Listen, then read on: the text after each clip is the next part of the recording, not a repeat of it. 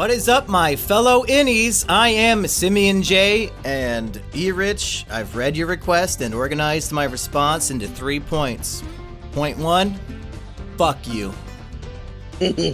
Gretchen is my wife and my beloved, and your actions with her were deeply fucking indecorous. Point 2, we're also joined by Eggy Eggman Rodriguez. Oh, it's so good to be here as always. Thank you so much for having me. I really enjoy being a part of this production. Is this Irving or is that Miss Cobell?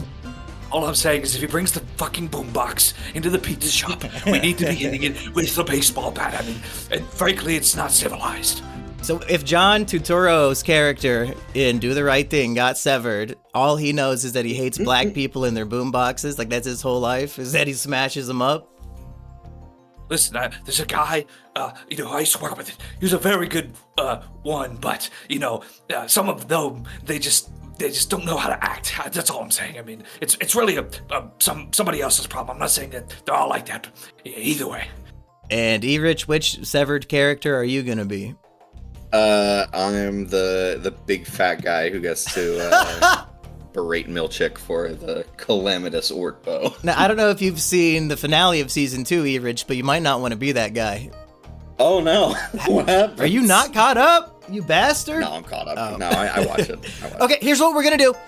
I don't want to spoil this excellent show for everybody, so we're gonna do 5 to 10 minutes spoiler-free discussion, and then we're gonna go all out. Okay? Does that sound fair? Should we sever ourselves right now, as if we don't know the spoilers? We're outies right now, and then we'll go down and we'll be innies. Yeah. Who wants to take this away and explain to the layman who listens to every kino what this show that everybody on Twitter is talking about is actually about? I can take a swing at it. So let me let Irving out of the room here. Okay, there we go. So basically, all right, so it's a show called Severance, and it ain't the package you're getting when you get fired from being the most successful CEO of all time like it usually is in real life. No, this is a concept where you have a chip put into your brain, okay? Listen, this might not be fiction for very much longer, but anyway.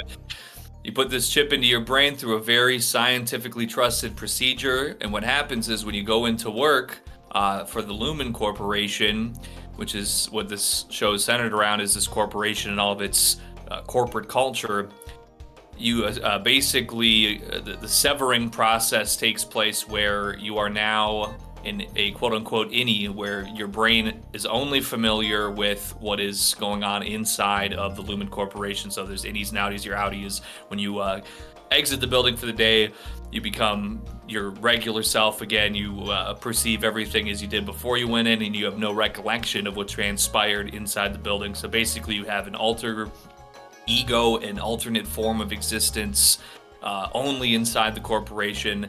And really, I think the general idea is, hey, who wants to have to sit there and be at your boring job all day? All you gotta do is walk in, and you literally, the next thing you'll be able to perceive is yourself walking out, and work's done for the day. You get to go about your life and do your thing. So who doesn't love that? It really, when you don't think about the sci-fi horror implications of the guy who's trapped at work eternally and he never gets to leave, the concept of, I get paid for a job where I go to work, I get in the elevator, and the next thing I know is I'm getting out of the elevator going home. I could see me and Eggy maybe, we're pretty lazy guys. Yeah. Mm-hmm. But then, maybe Innie Jimmy, maybe it's not so good for him. Yeah, that's the entire point, is that, you can, destroy that part of yourself and be like, yeah, that's the fucker who gets to work. I get nothing but play in my life. But, yeah, that part of yourself will resent the other you and will hate being trapped in a eternal hell world of corporate bullshit all the time. Which, is that not the world we're all trapped in anyway? Aren't we all the innies all the time? That's true. Every aspect of American life has turned into a side hustle, side gig. We never stop working. Can't even talk to my friends about a TV show without monetizing it for $10 whole.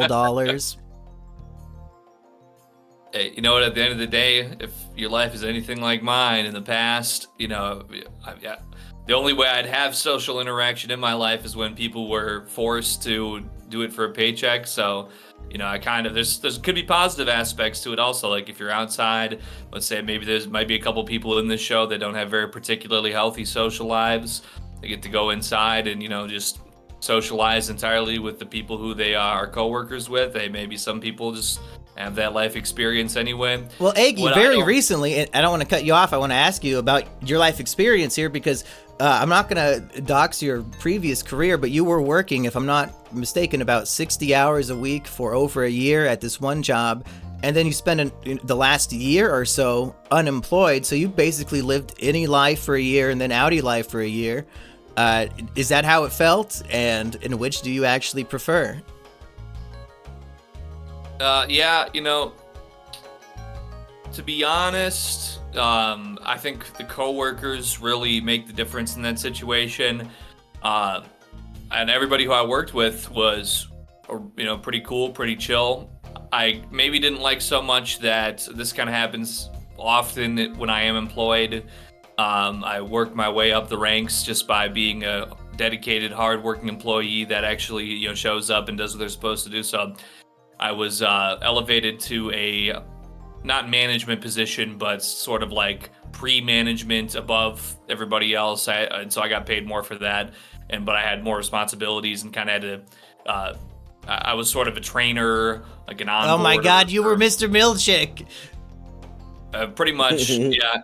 You know, but the nice thing about it was, without being management, I didn't have to actually crack down on people. I didn't have to fire people and, you know, give them punishment or whatever. I just kind of had to. You didn't make them repeat the same paragraph 1,000 times in the break room? You didn't make there was a couple people who, you know, the correct way. Did you use too many big words and have a big dance party? I bet you were. Can you dance better than Mr. Milkshake? That's the real question. The dancing baby versus Mr. Milkshake. I would like to think that I could. You know, he's a funky soul brother, you know, at the end of the day. So he's got that. We'll get to that on the One Piece Virgin later today. Funky soul brother. Shout out to the Davy Back Fight Luffy. That's right.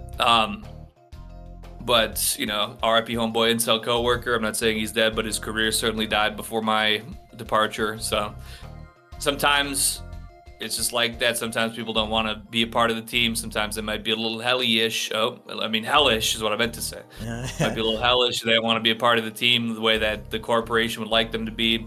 And I get that. Like I said, I've just been fortunate enough through completely fabricating my employment history to be able to get into better positions of employment than I was in like 10 years ago, for instance. But I'm just kind of a people person with like the coworkers. It's like, hey, we all got to be here, so let's figure out, you know, how we can kind of vibe with each other.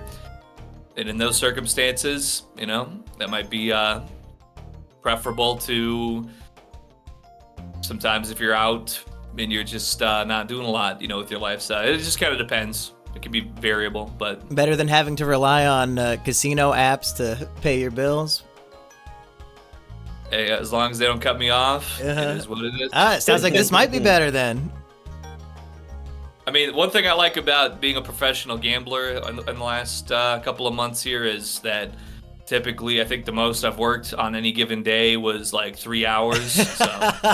Yeah. Hell yeah. Going to the casino kind of is like going down to the fucking severed floor, offices, right? Yeah, severed floor. Everybody's like a zombie who's there for 18 hours a day. Everyone's a zombie who's forgotten about their outer life. You know. My concern with the whole idea, like from putting myself in my own shoes, which is my, you know, most immediate perspective. I feel like my severed self, listen, I've sustained as an outie, maybe a little bit of brain damage, maybe a few too many rock out sessions, maybe might have done a little damage. I feel like if I get down there, I would be sort of like a cornered bear on Xanax, and I would just start like assaulting people and like throwing myself through windows. That's what Helly does. You'd be a real Helliar. And is it too forward of me to say right now that Helliar might be the purest, greatest character in all of fiction? Like, we've seen her entire life from beginning to end, And I don't know if she's made a bad choice. Like, I think she's the purest soul there has ever been. I feel like I would have a bit of a personal bias to say that I would not agree, but, you know, she's definitely up there, though. Hey, Rich, I thought I heard some agreement from you. Definitely. She's just the best. As long as it's not that bitch Helen Egan. Well, we'll see about her. I mean, season 2 gave us a lot to chew on with that. But anything else before we go into spoilers? Just to think of the sci-fi concept of severance, it's not just going to work. They show us that some privileged people, when they're giving birth, they will sever themselves so that, like, there's just a version of them that only exists to give birth and be in that horrible pain, and then they don't have to experience it. Imagine they bring you back for your second kid, and, like, your entire life is now just 2 childbirth. Well, I mean, after that point, you've only been alive 3 hours, so, you know, and it's like you blink and then suddenly it's baby number 2. So you don't really have much time to grieve your situation, I guess. I don't know.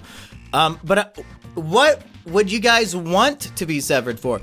They only show severance in negative context, and I think there are some positive things that can happen. For example, what if I made a version of me that's exactly like me, except he does not know any spoilers to One Piece, and he could enjoy reading through One Piece as a virgin, fresh eyes, over and over again. I would love that. I have to do that living vicariously through Eggy right now, and that's good enough, but man, I would love to do it myself. Shitting. Some people love shitting. What if there's a version of you every time you go in the bathroom, he just gets to shit for you? Wouldn't that be cool? He gets to play video games, read books, shit. It would be cool to have a person to suffer the hangover for me. That would be pretty cool. Yeah, he'd probably get used to it and it wouldn't even hurt. Yeah. Like, this is just my life. I just hurt all the time. I always have a headache.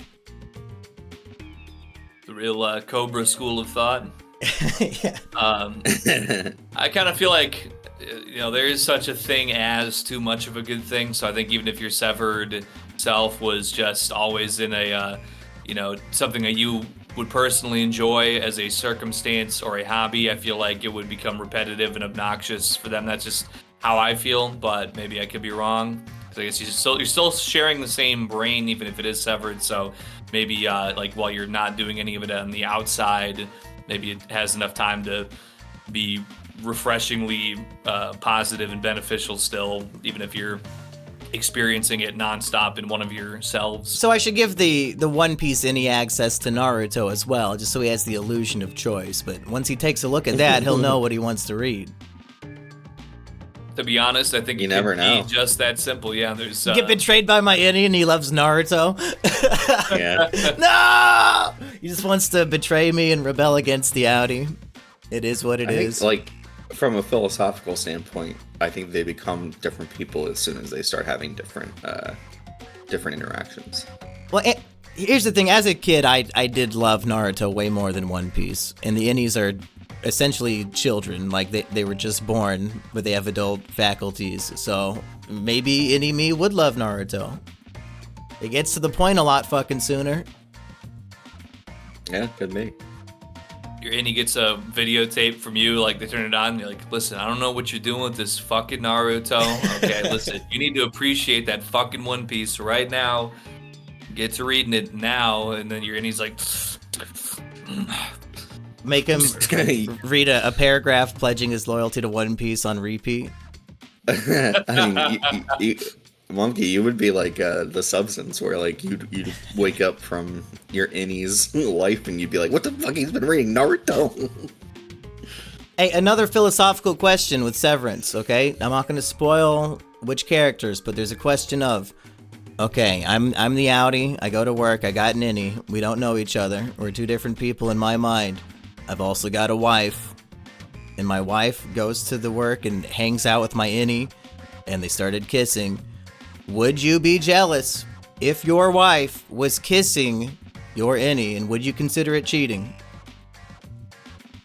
I'm a big it's okay, and go for it, and I'd say go fuck him, please. It's me, it's literally me. Go for it. So you're okay. Like you're saying, it's person. Literally me, so I don't care. I'm objecting to that. I don't think. Wow, it's you. you'd be like in the show.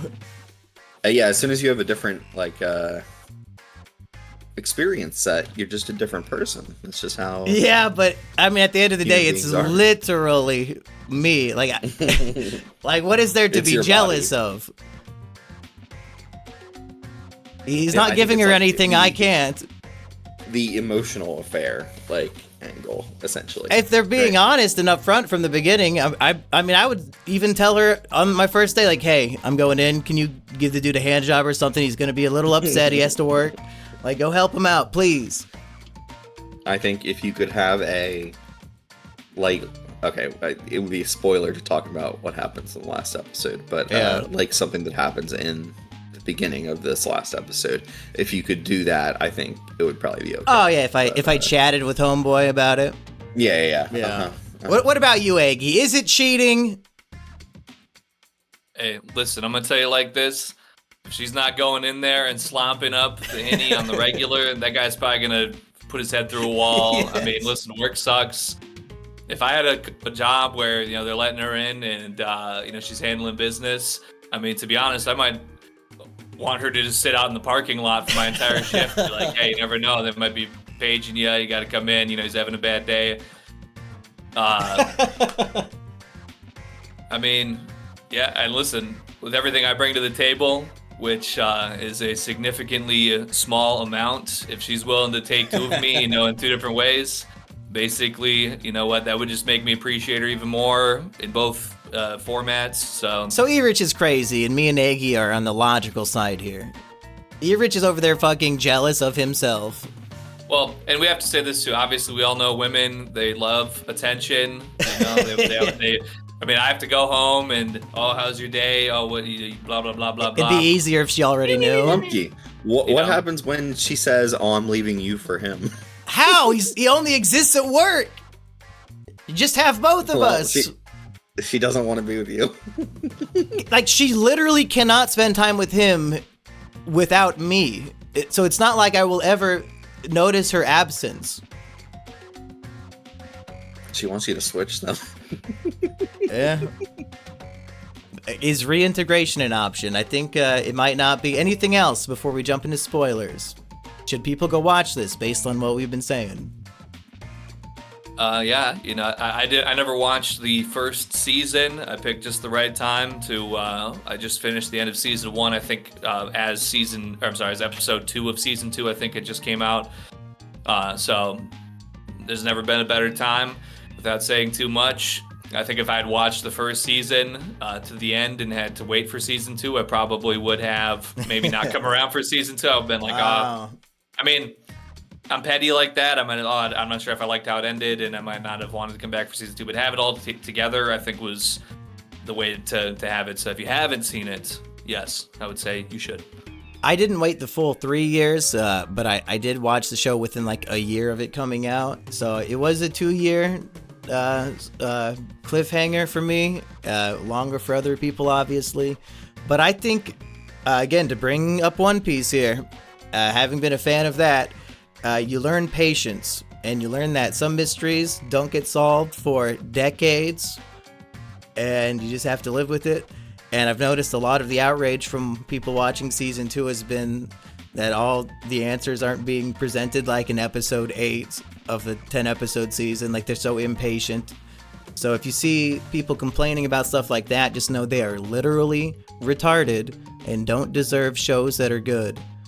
So ignore those kinds of haters, but there are valid reasons, I assume, to dislike it. Tim Pool, did you guys see what Ben Stiller did to Tim Pool on Twitter? Yeah. Yeah, that's pretty funny. That little fucking nerd. Well, I have a Twitter, but I only follow the stock market, so I have no idea. Tim Pool, he's tweeted out before, this show Severance sucks, I just skipped through scenes, and then he tweeted after the finale. Yeah, the show's no good, after admitting he didn't even watch it. Didn't really watch it. Ben Stiller replies with like the nerd glasses emoji and nothing else. And then Tim replies to him, huge ratio, like by 200,000 likes, Ben Stiller ratios Tim Pool. Tim Pool responds, like on his knees, groveling, oh, but Tropic Thunder's one of the greatest films of all time. Sir. Mm-hmm. Pathetic. I'm so glad these people are outing themselves as pathetic little losers. Yeah. Giving reviews of shows you admit you didn't watch. Like, sever yourself into a noose, please. Now, obviously, there's some members of the Pool family that, I'm more fond that of, read my text last night and did not reply, so I don't give a fuck. I invited him to be on Trash Rats. He read it, didn't answer, could have said no. So there was a guy named, not to go too much off topic here, but there was a guy named Matthew who I was friendly with some years ago, and he got infamous because Tim Pool was like at a rally or something, and he snatched his beanie off and ran away. It was a classic clip, did a lot of views back like 8 years ago. That's right. Memory lane. All right.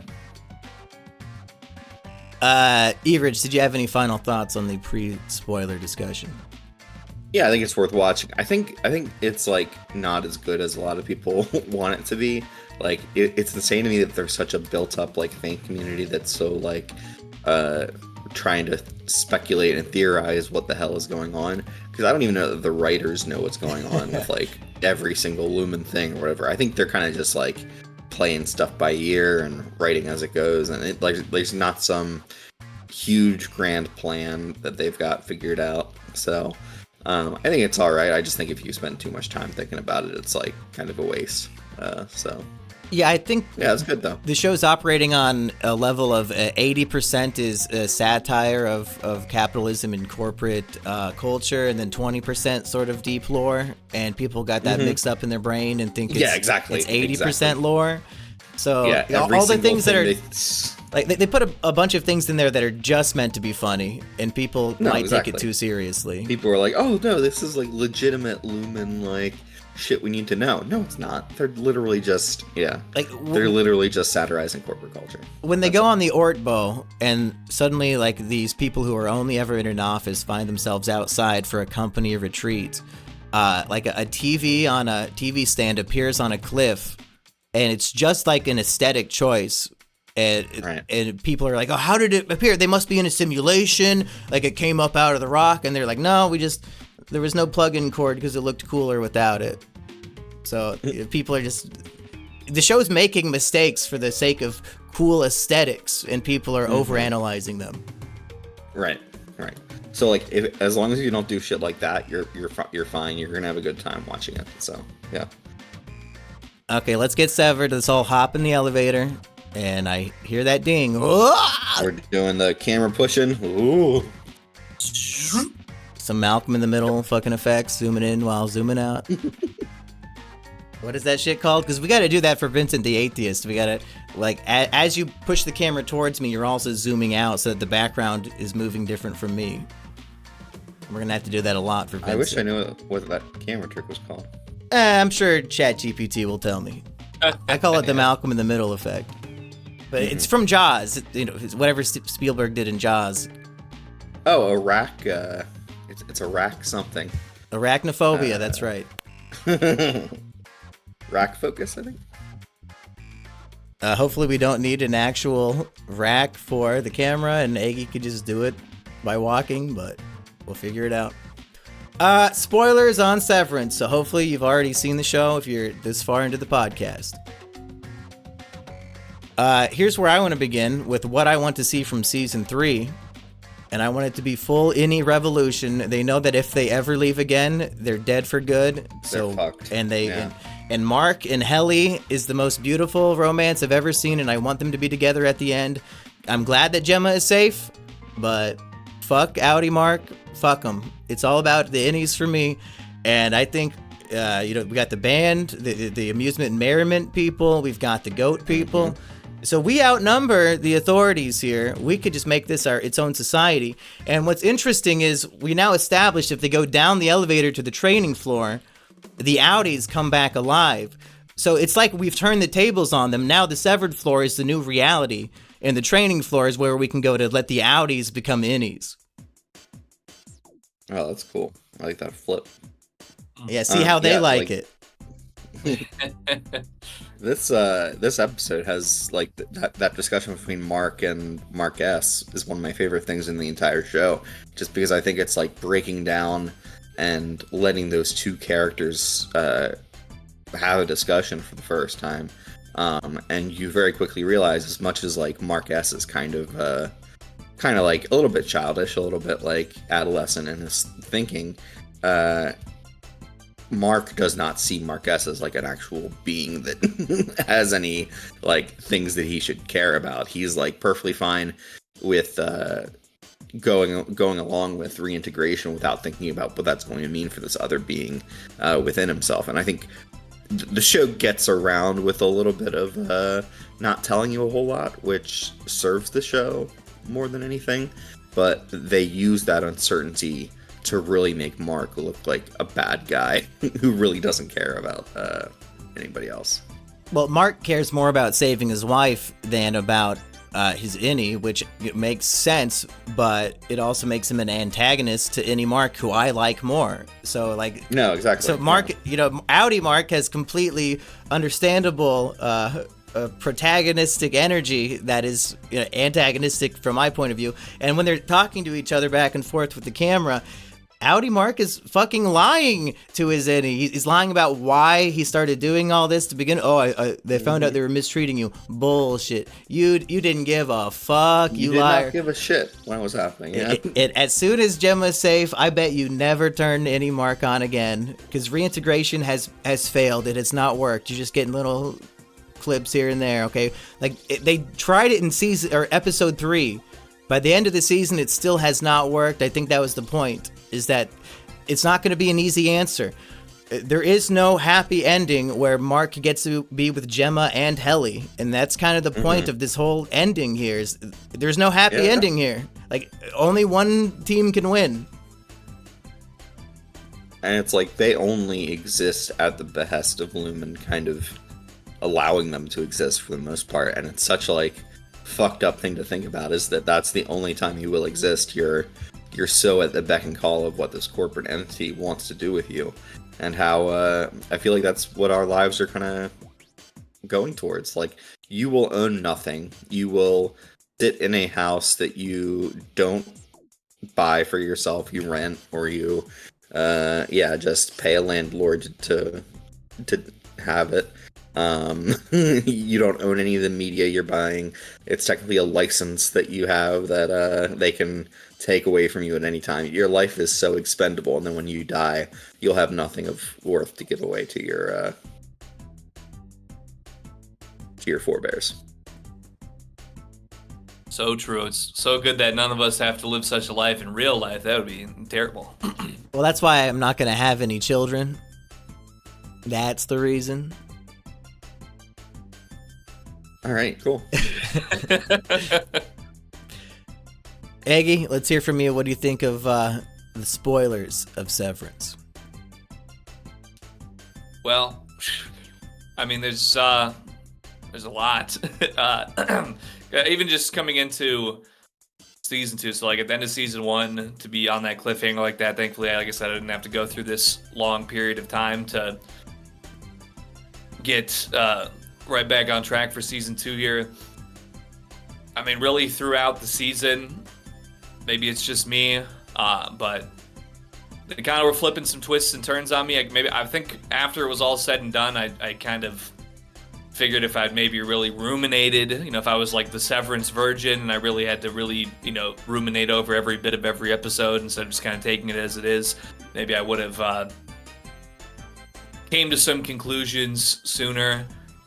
But yeah, with to reference what Erich was talking about with the innie v Outie, I kind of feel like that's sort of one aspect of being severed is like the Outie Mark made the decision to sever himself because he was in this very downward spiral state. He's like just didn't feel like he had anything going for himself after he lost his wife, like throw himself in to get severed and just kind of take that part of his life there. But when he gets severed then and he has any, it's sort of like the emotion or the burden of the loss of his wife and all that's off his shoulders, and he's kind of able to function a little more efficiently, which gets him his position that he has, gets him his award, and it kind of allows the relationship with Heliar to even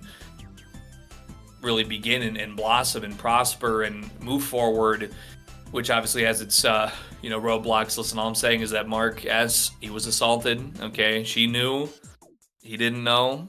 It's sick. Yeah, folks, it basically is rape, right? If like the person is misleading you and you think you're having sex with someone who's they're not, like that's pretty much rape, right? Mm-hmm. Yeah, and Helly doesn't really dwell on that, right? Like, she very quickly is on Mark's side in that scenario. It's not like in The Boys where that same exact thing happens to Huey and his bitch Starlight girlfriend is mad at him for getting raped. Mm-hmm. Terrible. That's why Heliar clears low difficulty, as some say. But and then in this sort of trauma that even beyond the death of Mark's wife Gemma, we have in season 2 this I think the most highly critically acclaimed episode of the season last time I checked, but that was before the finale. There's an episode that sort of has flashbacks about their relationship and also how they had a lot of grief just in their marriage in general, not able to conceive a child. And so you could say her womb was a bit of a cold harbor. Oh, that's right. So, I mean, listen, I'm not saying Helly and Mark, they haven't got that far yet, but once again, it's just some of that baggage and that sort of depressive, traumatic experiences that would weigh on your shoulders. He's able to be without that inside of Lumen in his severed state, and so all he knows with Helly is like, oh, we're here and the company's shady, she's talking that talk, she's kind of a hottie, we're banging underneath the desk at the job, it gets kind of crazy. I mean, and also if Audi Mark gets his wishes, it's very likely that his life will just cease to exist. And if he gets reconnected with his wife and they already had all these problems anyway, I mean, hey, I'm not saying that they wouldn't have an opportunity to work on that, but like it's just more of a cleaner slate. So I can see where he's coming from there. And when season 2 concludes in the way that it doesn't maybe make a lot of sense. Like how could any Mark or any Hellion, etc., live their lives moving forward if Lumen should decide to basically just shut down shop? Like, it would be like spending a lot of your time inside of a video game, an online video game, and the server shut down, and now it's like, oh, it was all for nothing.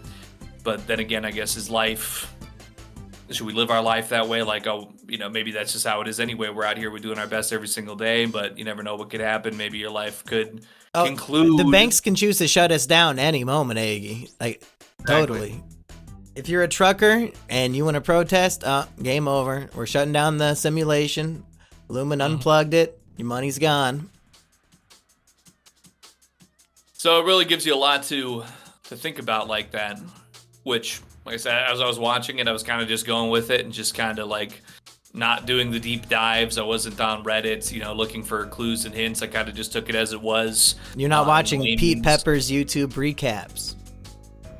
Well, I think there were a couple episodes that I might have sat in on the recap for. Yeah, and he made some dumb fuck mistake because Dylan's wife has a 911 patch on her shoulder, on her jacket, and this motherfucker calls it a 911. Like, what the fuck? Yeah, Pete Peppers. So what are you talking about? He might be a Lumen simulation. Maybe it's an ARG, like the guy who did the SpongeBob conspiracy theories. All of a sudden, like, he's gonna keep on revealing more of his robotic nature, and until we find out he's just a simulation. he's usually pretty insightful and academic in his approach, and like his Better Call Saul videos and Severance or Succession videos were good. Maybe does he not know what 911 is? Maybe he's Canadian or something. Do they have that up there? Why would we have a 9/11 patch? Well, she might have, considering that it happened 24 years ago. I don't think she's quite that old in the series, so maybe. Especially since she obviously works as like a responder of some kind. So I don't know if Severance even takes place in America, and if 9/11 even happened on this timeline. Like the state abbreviation where this is taking place is not one of the 50. This oh, really? Yeah. Like the Kier city that we're in, it's not in one of the states. Oh wow. But they've like created their own state, like a Mormon Utah. Yeah, it could be, and there is reason to believe that this does take place in America because the Lumen Company began like right at the end of the Civil War. So it's basically he needed a replacement for his slaves, and he started these ether factories, which is how they did Severance before they invented Severance, or I guess Miss Cobell did 15 some odd years ago. And the ether factories would make it so when people go to work, they're so high on the ether they can't remember what they were doing at work. And like that's like the whole thing. And like now they have a scientific sci-fi way to do the same thing. So really, like this is all just behind all the cult and the religion. It really is just they're trying to keep slavery going. Right. But they're paying these employees, so it's different.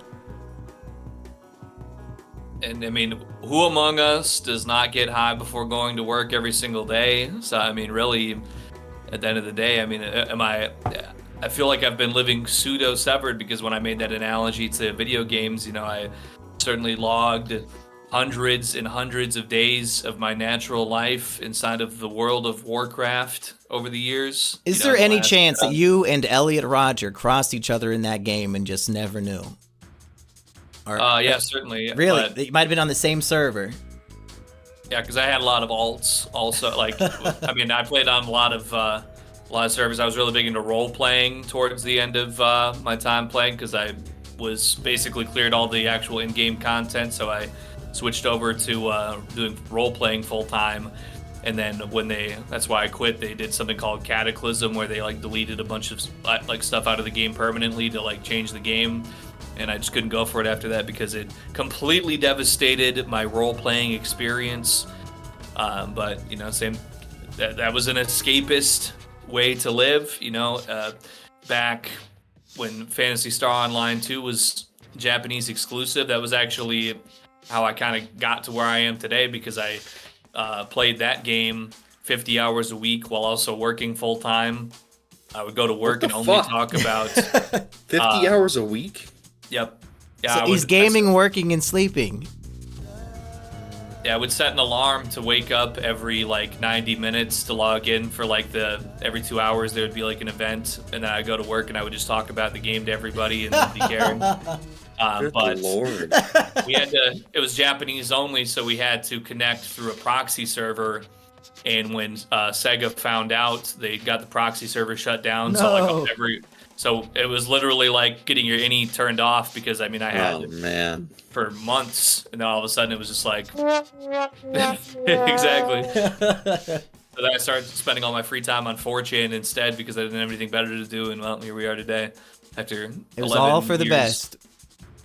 It all worked out because then I saw threads about the Eggman, and one day had him on that podcast, and legends were made. That's right. Rest is history. Yeah, so I think this season had 2 different episodes. One was the Gemma episode, which was very good, and I enjoyed that. The other was the Miss Cobell episode, which they were back to back. Yeah, so you had 2 full weeks, like, fully away from the main storyline, and yeah, the Miss Cobell episode, I could use less of that in my Severance going forward. So yeah, it was do that in the future. That'd be nice. It did seem to be a lot of filler for the shortest episode of the entire series. Like, we could maybe see 1 second of her brushing her teeth in a parking lot, but that was about a 2 or 3 minute scene of the 30. And it's one of those things minutes. where in other shows that would be like split across the entire season, and it would be like you get 3 or 4 minutes of Miss Cobell doing whatever dumb horse shit she's doing. And I don't know, do you buy that she just invented the Severance protocols like on her own? Yeah, because when she goes to the funeral and takes it out of Petey's brain, she very much knows what she's doing. So it's been established that she's very competent at this and very invested in Severance. Mm-hmm. And like, she's living next door to Mark because he's the main test subject of Severance, and like, she's so committed, she's living a second life. Like, she is not severed, but she's living 2 different lives at work and at home because she's so committed to this. So that. So I thought it was fine. I buy it more than anybody who actually is an executive at this company did it, because it's been revealed time and time again, Lumen is run by idiots. They have no security. Right. What is up with how they run their fucking business? I think that's part of the satire, is that the company has to be retarded. Like, on one level, they're trying to do crazy propaganda to trick them constantly, but then it's also like the propaganda is like work for several days, and it's like, are you kidding me? This is the company that's just letting people fucking not show up. Well, what are they supposed to do? Because like, the Audis aren't supposed to know there's anything nefarious going on. So if you show up and kidnap him to go to work, you might lose that employee. Yeah, but any show up and then they're not doing the MDR work. Like, they're just wandering around fucking corridors and shit. Yeah. Well, yeah. Otherwise, the story can't exist if they're literally trapped, which they do trap them for a few episodes in season 1. Mm-hmm. But that's very much the plot of season 2, is that now Mr. Milchek's in charge, and he wants to have a kindness protocol and let them roam around and stuff. So they build it into the story to make it make sense. Yeah.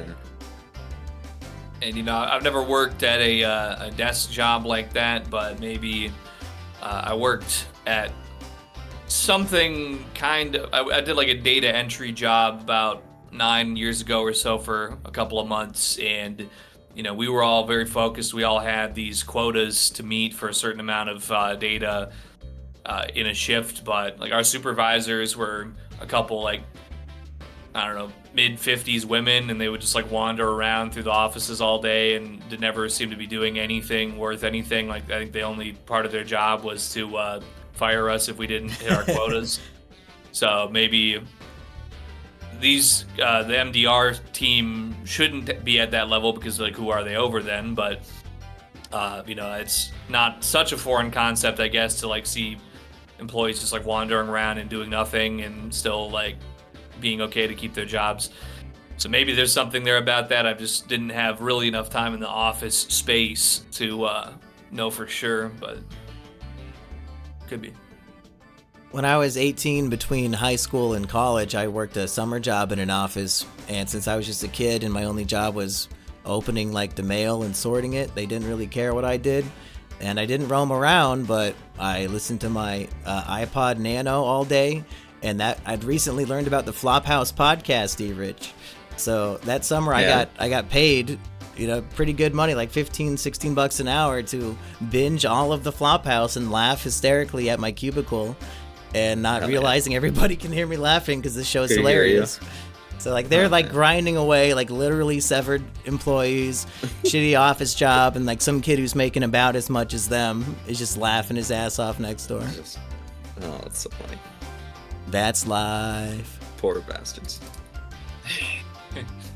Hey, that's why they should have, chosen better in life. When I was making the most money I've ever made, like $25 an hour, I was working with like 21-year-olds who were just like not caring at all.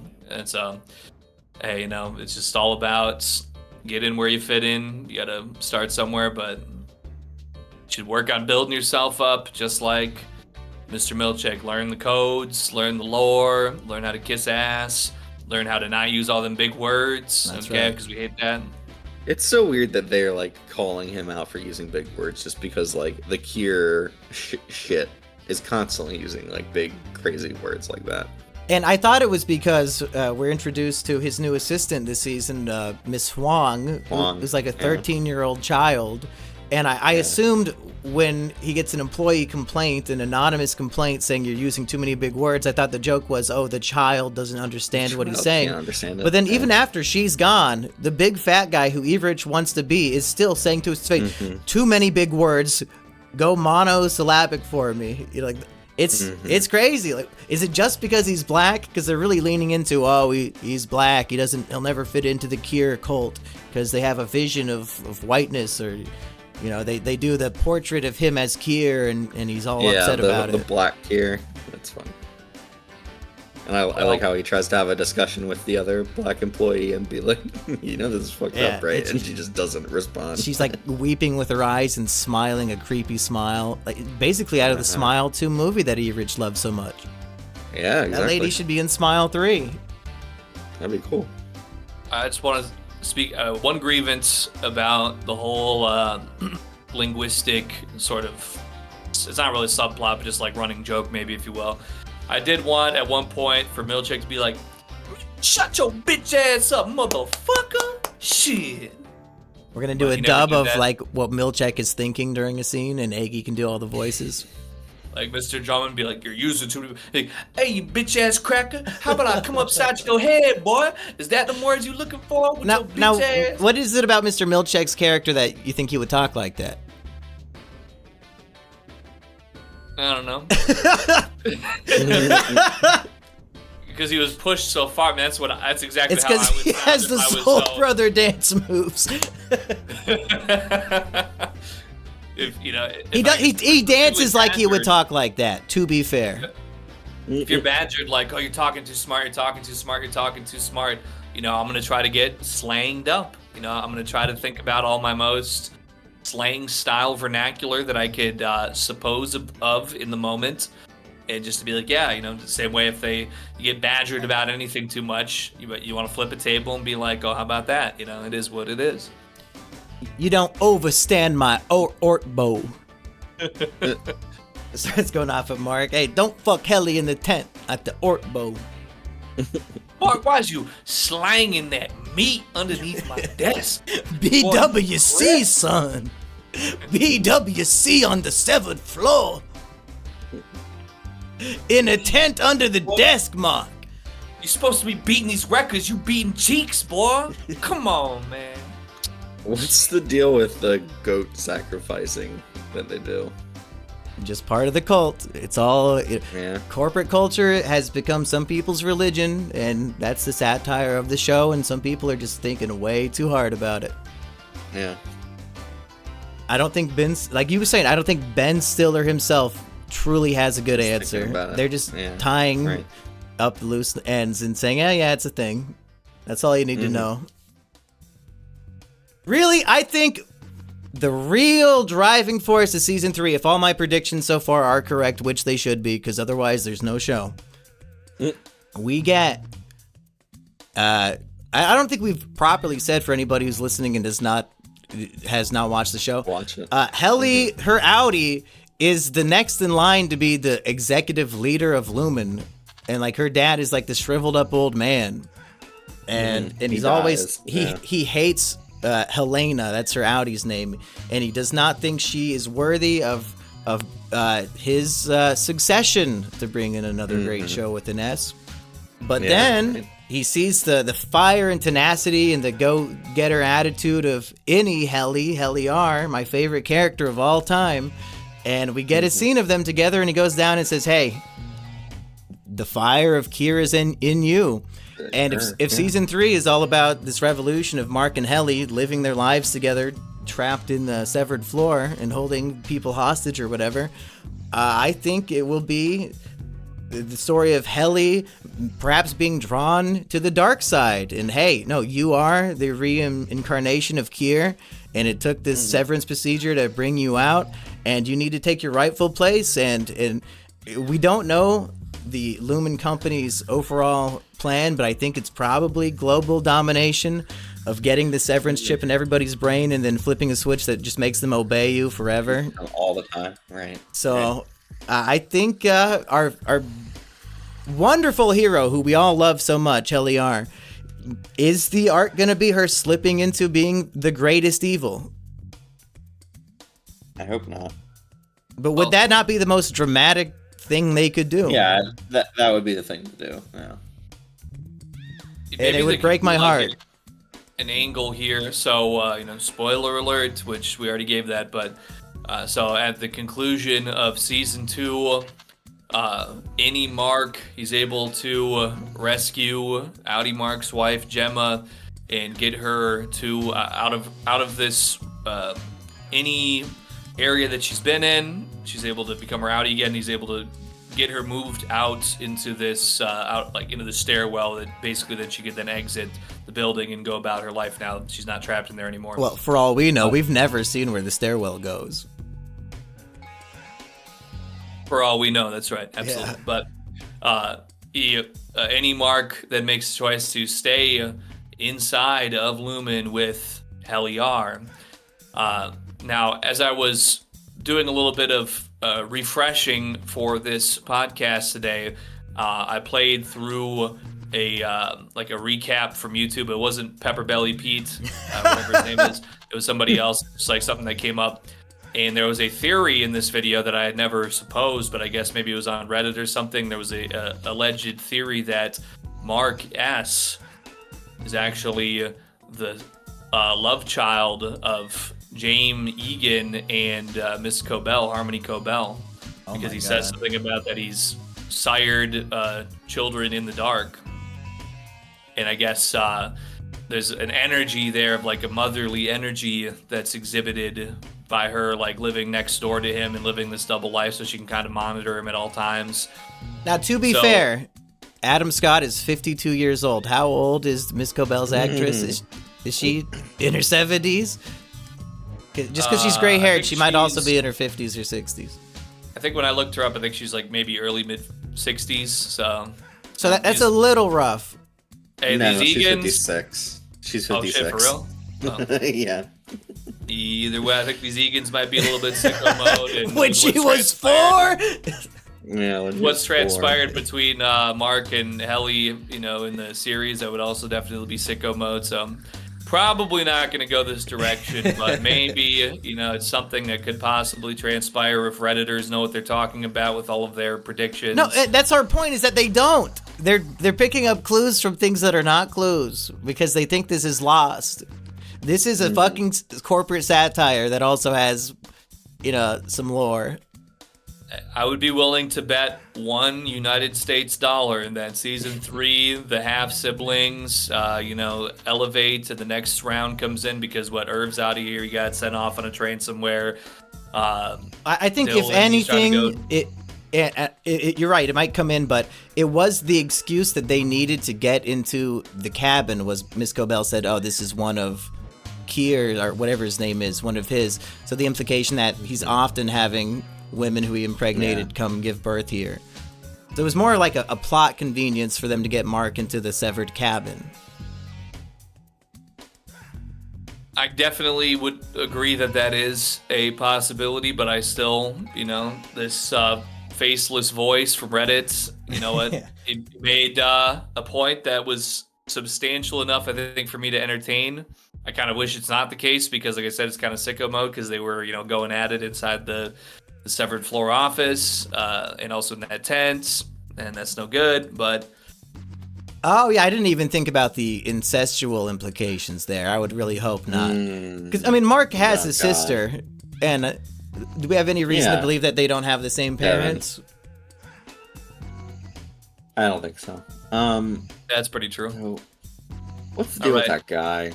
Devin's boyfriend? Yeah. He's a libtard who's more capitalistically minded than true to his libtardism. And as soon as the corporation he stands against comes knocking and offering money, he's a complete cuck for them. I'll write this book for them. Yeah. But it is fun that his people say poorly written. I think it's all a matter of opinion, and the show even demonstrates that one man's trash truly is another man's treasure, because this brother-in-law character writes a shitty self-help book, and then the innies get a copy of it, and it changes their lives, and it leads them to become revolutionaries and risk their lives to get the message out. So So yeah, I like that aspect of it, where a book that is shit on in the outside world changes their lives on the inside. Yeah, it reminds me of Cloud Atlas, where the like kind of shitty little movie that they make out of that one guy's life becomes like huge inspirational text for the son. The old man escapes the mean retirement home, and then like the sci-fi Asian lady in the future who's a clone leads the rebellion because of it. Very good. Spoiler alert for Eggy. To be fair though, Cloud Atlas is not a movie you can spoil. It's just a movie you experience. So it's not a TV show. I've been hearing about this Cloud Atlas every now and then. I keep telling Eggy we're gonna watch it, but then it's like, it's 3 hours. I don't know. Let's watch something else. But we will. Maybe we will. This week, because it is very good. I put it on the PCP poll. Did not win. I tried. Yeah. Well, I can appreciate that. Speaking of things everybody should watch, I'm just gonna say this random recommendation. And Eggy, you will be watching this tonight, I guarantee it. It's been a long time, probably years, since a piece of media made it so I could feel my heartbeat in my chest. It happened last night, watching the season 2 finale episode of Deal or No Deal Island. I'm not kidding. It's one of the greatest episodes of television in history. You don't need to watch the season. It's irrelevant. Just watch this finale episode of season 2. It's incredible. It is incredible. One of the most insane people I've ever seen. I'm not kidding, everybody. Go watch this. It's on Peacock, or watch it illegally. That's Jimmy's recommendation of the day. Deal or No Deal Island? Yes. Season 2 finale. It has something to do with Deal or No Deal, where they have the case. He is playing Deal or No Deal. Okay. Yeah. What if Mark gets captured at the beginning of season 3 and Mr. Milchek makes him do a deal or no deal for his freedom? Do we want any sort of quirky? Because listen, it's just been getting more ambitious, more fleshed out. There's more interesting components. Everybody's kind of going over everything with a fine-tooth comb. Should season 3 just have a bit more, maybe some absurdity aspects, or maybe just some other the threads of sanity are unraveling within the Lumen Corporation. There's just too much going on. Mr. Drummond, I'm pretty sure, is more like Mr. Dumb in the brain because he's dead. Where are we going to go from here? Is it maybe just going to be more of the inmates running the asylum, perhaps? That's what I'm hoping for, at least a few episodes, because otherwise, why would the innies ever exist again? That's a hard question to keep answering, because even Lumen themselves, now that Cold Harbor's completed, they have no need for the innies. They were planning on disposing of them anyway. So this rebellion and choosing to live is the only way they stay alive. And I just don't see how Outie Mark, other than going to the testing floor, gets any airtime, until maybe the latter half of the season. Mm-hmm. Do you think that they would be happy under Mr. Beast or under Lumen? Does Mr. Beast treat employees this way? Last I heard, he was trying to end African children slavery or some crazy thing. Oh, cool. Child labor or something. The North Walmart has Mr. Beast Feastables on the clearance rack right now. They were $1.50, now they're 50 cents each. Oh my God. So if you want to eat, I'm trying to cut off the sugar a little bit more right now, so I'm not so morbidly obese. But if you want to go buy a ton of Mr. Beast Feastables for some reason, it's right next to the clearance rack. For whatever reason, at the North Walmart is right next to the Jewish food section, and I'm not kidding. I don't know why that is, but that's the truth. Well, because that's people who go to that section also want the good deals on Mr. Beast candy bars. Mm-hmm. It would apparently be the case. Yeah. It's got some sugar-free barbecue sauce off that rack, so you know what? They're treating me right. Any other thoughts or predictions about Severance, folks? I hope next season it has a bit more focus. I feel like they can kind of do whatever they want from here with the group of characters they've got. I don't necessarily think that what's his name is going to be back. I think Irving will be John back. Turturro? No, he will, Irving because will be he back? said that his character has a deep, rich history that needs to be evaluated. Because we don't know why he was investigating Lumen. how he knew about the hallway to the testing floor in the first place that he's trying to embed into his innie's brain with paintings. We probably want to see more of him being gay with Christopher Walken. Christopher Walken. And he kept making those mysterious phone calls in the phone booth, and we don't know who he was talking to. And True. people thought it Yeah, I was guess Miss so. Cobell because they have a similar accent that is very strange. But wouldn't we have seen that while she was on the run? I don't know. Yeah, interesting. And then I did like the scene with him and John Noble in this season. Very awkward conversation they have about how you have a relationship with someone who is actively cheating on someone else. But I mean, he seemed pretty relaxed about his husband's innie hooking up with another old man. And, yeah, I think he shouted about STDs at some point though. Yeah. And I guess Which is understandable. I guess they don't see it as cheating because they do see it as two different people, because they're saying like his innie will go to heaven because his outie is such a bastard and won't. Right.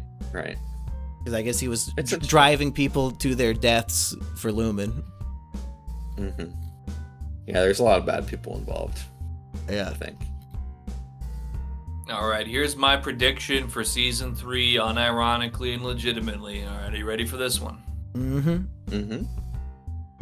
So I think that we're going to come back. It's going to cut in episode 1. We're going to be back on the 7th floor, picking right up where we left off, where Gemma just got pushed out in the stairwell. She can't get back in. Mark and Helly, they're running around on their kino scene with the nice music and the direction and all that.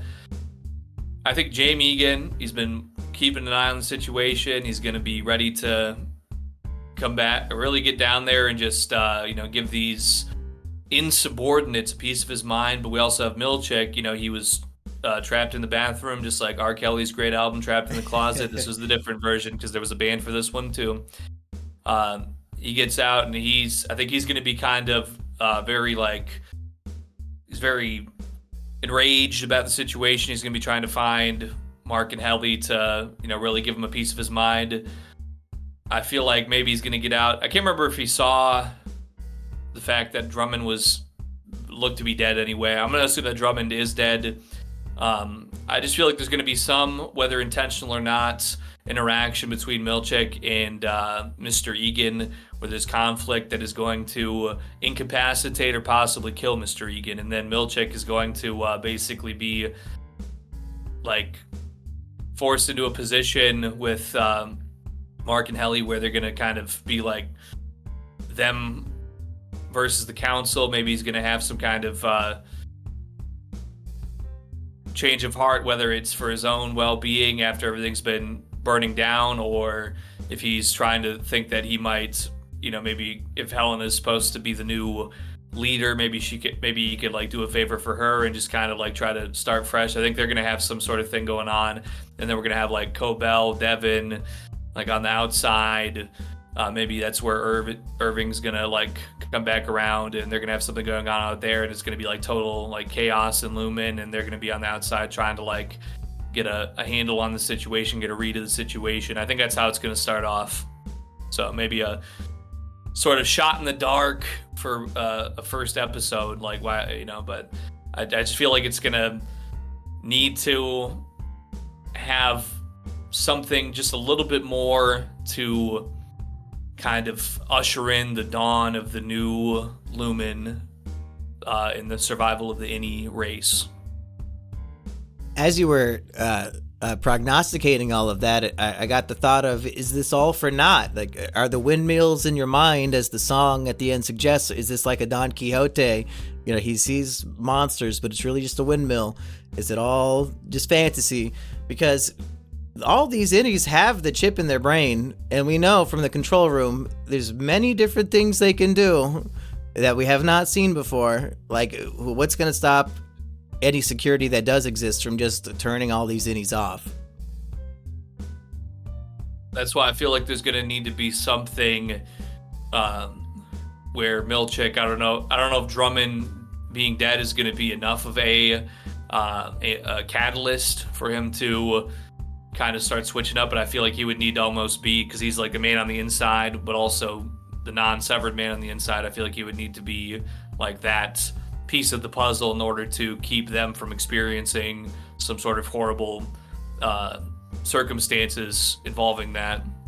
Yeah, we've had enough buildup of Milchick having a good excuse to betray Lumen in season 2, so if he's now held hostage by all these people, I could see him actually turning and maybe being on their side. He seems like not a bad guy all around. He's too much of a company man. He got brainwashed by a racist cult that doesn't respect him, and now the animatronic 5 inches too tall statues of the founder are talking shit to his face. Maybe he does turn. I would definitely break at some point if I were Milchick. So I think Milchick's gonna turn. He's too likable, right? Like he's too like. Yeah, once you give him a cool. dance scene that goes viral, and then you have to do a fan service follow-up dance scene in the finale of season 2. I don't think you let him. Maybe Milchick's arc because he goes good and Helly goes bad. Could be. Yeah, I could see that also. Yeah, because I mean, if they can just get her back to her Audi, then she's definitely going to be more minded of being the ruler. Like she had her way with Mark, you know. I feel like she's just cold like that. That she's like, you know, okay, whatever I got to do to be the boss. I do feel bad for Audi Helly because we're set up to hate her tremendously, like episode 2 or 3, when we get the TV message from her saying, "You are not a person. Like, just do your job. Fuck you. I don't care." And we're like, "Oh, what a horrible bitch." But then we find out, she's probably being forced to say that. Like, her whole life is a lie. She has to just do what her dad wants her to. And when she's cuddling with Mark in the tent post-coitus, she says something like, "I don't like my Audi," you know? And that's her Audi saying it. So she does not like herself. And I could see her, you know, not being necessarily evil, and maybe our Innie Helly becomes worse than even her Audi was. Yeah, she has a bit of a fleshed out me versus myself, kind of like how we got with Mark in the season finale here in season 2. Yeah, but that's very interesting. Both Mark and Helly's like greatest character enemy is themselves. We've all been there, folks. Am I right? Yeah. Any last minute things or any plugs this week, Erich? I should probably plug Simi and Jimmy, or Jimmy and Simi letterbox at the beginning of these instead of the end, but instead of the end. Yeah, oops. I have noticed neither one of you have followed my new letterboxd, so thanks, guys. Great friends here. Oh shit, Jimmy and Simi, you said? Oh, now he remembers. Well, to be fair, speaking of Letterboxd, much like a severed employee of Lumen, I completely forget what has happened on these episodes the second I stop that is fair. Eggy, go ahead. But speaking of Letterboxd, that's very right. I just logged in for the first time since the movie Here released. I think that was the last movie I reviewed. I logged in because we're going to be talking about a film that we did for a viewer-sponsored video, which you could submit your sponsored video idea to simianjimmybusiness@gmail.com, $100 for that sponsored video. But we had a sponsored video that we'll be reviewing called The White Buffalo from 1977, starring Charles Bronson. And the film was so moving to me that I said, oh, I got to get back on Letterboxd right now to tell people about it. So I'm back on there now for the first time in like 4 or 5 months, and I'll go ahead and get that Jimmy and Simi. Is it spelled as I would imagine it's spelled? Yeah. I had to transpose a couple letters to trick those retard Jannies at Letterboxd. I don't think they'll ever notice. I was considering buying the $19 yearly membership of Letterboxd, but now they soiled it. And even the Jimmy and Simi account is already shadow banned just from something I must have done. Like if I like somebody's, I can't find you. Well, I look at who is following you because I am in that list, but it's shadow banned. Like if I like somebody's post, it does not increase the like count. Jeez. So it's like I don't exist on there anyway. But at least you can see my reviews if you follow me. I think I typed your username into the wrong thing because it's bringing up a movie called Gymnasium Jim from 1922. Comedy about a garage owner pining for the girl next door, coming into money and betting on a fixed fight. So I might have just found you some probably wouldn't be on the fun members movies. tab, not the movie tab. Starring Billy Bevan. So there you go. Gymnasium Jim. Yeah. Wow, alliteration in the title and in the cast. Mm-hmm. That's probably how he got that gig. Typecast as alliteration guy. He could play Peter Parker. Really any Marvel character written by Stan Lee. Erich McCoy, that's not alliteration. He couldn't play him. No. Eggy, Eggman, I mean, but then there's the Rodriguez that throws the whole thing into it. Eggy Rodriguez, same initials as Elliot Rodger. Interesting. Does that mean you could play him in a movie because you have the same letters? I think I could What kind play of a insight does that man give with you? a similar mindset, perhaps, but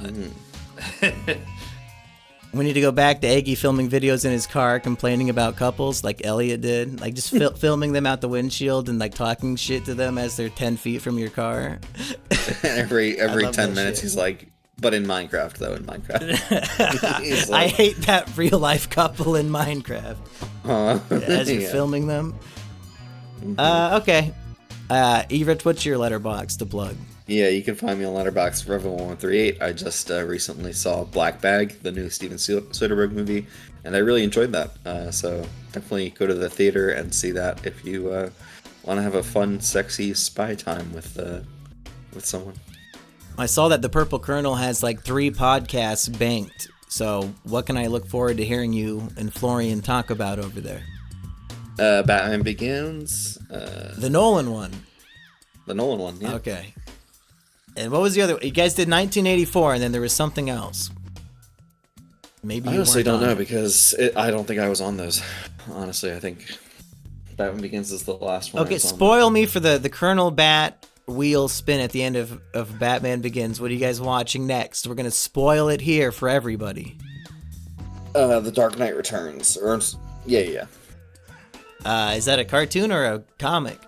It is a cartoon. Okay. It's based on a comic. It's like one of the most Famous ones? popular Batman comics. Yeah, famous. Eggy, I'll give you the last word. I don't know how to find people on Letterboxd. I can only see who follows me because of the notification. So don't expect me to follow anybody besides Jimmy and Simmy once I figure it out. Either way, thank you for your time. Shout out to all my fellow Severheads. And let's go ahead and get these congratulatory dance parties.